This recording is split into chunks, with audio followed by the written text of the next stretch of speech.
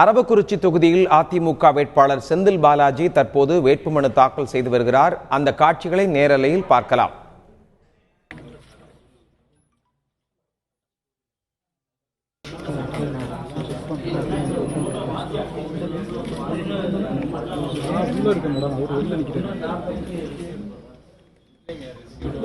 இது தொடர்பாக செய்தியாளர் விஜயகோபால் நம்மோடு இணைப்பில் இருக்கிறார். விஜயகோபால், தற்போது அதிமுகவுடைய வேட்பாளர் செந்தில் பாலாஜி வேட்புமனு தாக்கல் செய்து வருகிறார்.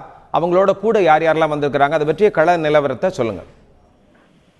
அதிமுக வேட்பாளர் அரவக்குறிச்சி அதிமுக வேட்பாளர் செந்தில் பாலாஜி தற்பொழுது அரவக்குறிச்சி தாலுகா அலுவலகத்தில் உள்ள தேர்தல் நடத்தும் அலுவலர் சைபுதீனிடம் தனது வேட்புமனுவை தாக்கல் செய்து கொண்டிருக்கிறார். அவருடன் கரூர் எம்பியும் கரூர் பாராளுமன்ற உறுப்பினரும் பாராளுமன்ற துணை சபாநாயகருமான தம்பிதுரை மற்றும் அரவக்குறிச்சி நகர செயலாளர் மணிகண்டன், பள்ளப்பட்டி நகர செயலாளர் சையது இப்ராஹிம் ஆகியோர் மற்றும் தொகுதி அமைச்சர் விஜயபாஸ்கர் ஆகிய 5 பேர் அங்க இருக்காங்க. தற்போது அந்த வேட்புமனு தாக்கலானது நடந்து கொண்டிருக்கிறது. இதற்காக தற்பொழுது இந்த பகுதி முழுவதும் கிட்டத்தட்ட ஏற்கனவே கடந்த முறை அரவக்குறிச்சியில் செந்தில் பாலாஜி வேட்புமனு தாக்கல் செய்த போது கிட்டத்தட்ட கரூர் நகரத்தில் இருந்து அரவக்குறிச்சி தொகுதி வரையிலும் கிட்டத்தட்ட ஒரு 10,000க்கும் மேற்பட்ட மக்கள் திரண்டிருந்ததாக கூறப்படுகிறது.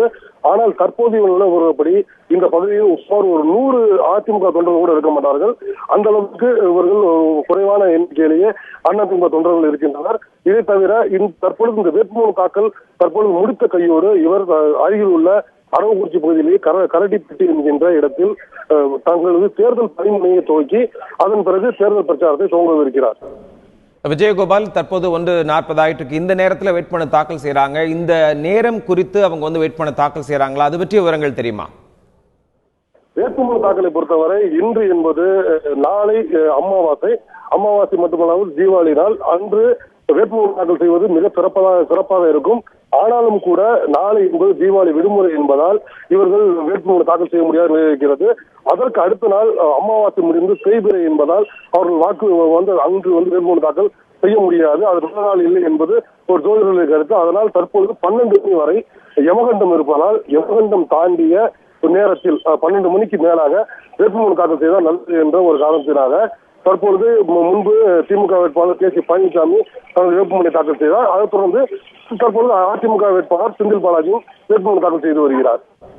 விஜயகோபால், இப்ப நீங்க குறிப்பிட்டது போல திமுகவினுடைய வேட்பாளர் தாக்கல் செஞ்சிருக்கிறாங்க, தற்போது அதிமுக வேட்பாளரும் தாக்கல் செஞ்சிருக்கிறாங்க. ஏன்னா ஒரு வேட்புமனு தாக்கல் செய்யும் போது அதற்கு உரிய ஆவணங்களும் சமர்ப்பிக்கப்படணும். அந்த வகையில சொத்து மதிப்புக்கு உண்டான ஆவணங்களும் சமர்ப்பிக்கப்பட்டிருக்கா, அது பற்றிய விவரங்கள் இருந்தா சொல்லுங்களேன்.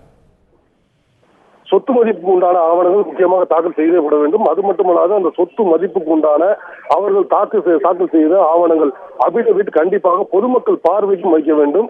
அதன்படி ஏற்கனவே தாக்கல் செய்த வேட்பாளர்கள் தங்களது சொத்து மதிப்பை பொறுத்து அவர்கள் அபிடவிட் தாக்கல் செய்த சொத்து மதிப்பு பட்டியல் என்பது அரவக்குறிச்சி தாலுகா அலுவலகம் முன்பு மக்கள் பார்வைக்காக வைக்கப்பட்டிருக்கிறது.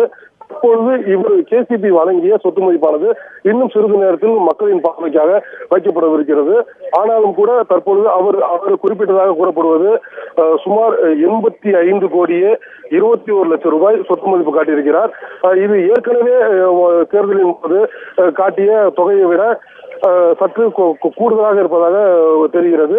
அந்த தொகை என்னவென்பதும் விரைவில் தெரிய வரும். தற்பொழுது செந்தில் பாலாஜி வேட்புமனு தாக்கல் செய்து கொண்டிருக்கிறார்.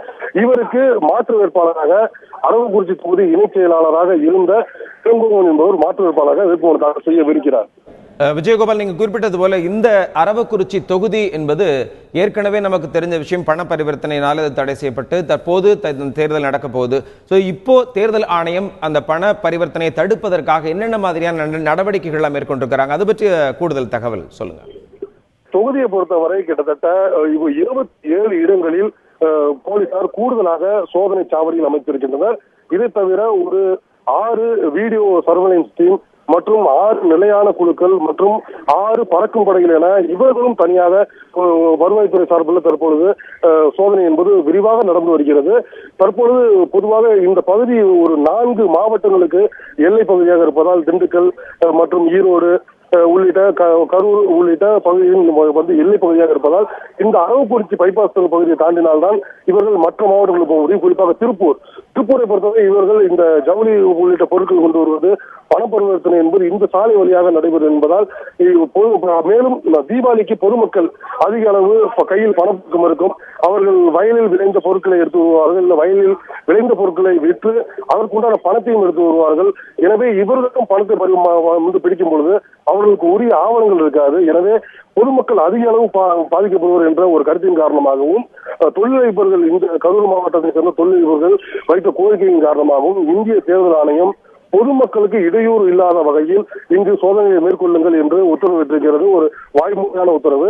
அதன் காரணமாக தற்போது தொகுதி முழுவதுமே சோதனை நடந்தால் கூட இதுவரை எந்த பொருட்களும் பிடிபடவில்லை.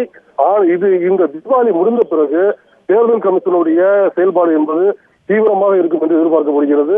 குறிப்பாக கடந்த முறை நடந்த எந்த ஒரு பணப்பட்டுவாரோ புகாரோ அல்லது மதுபானங்கள் வழங்கி ஓட்டுகளை சேகரிக்கிறது என்ற புகாரோ, வீட்டுக்கு 1000 ரூபாய் பணம் கொடுக்கிறார்கள் என்ற புகாரோ வரும் பட்சத்தில் அவர்கள் தீவிரமான நடவடிக்கை எடுப்பார்கள் என்று உறுதியாக எதிர்பார்க்கலாம்.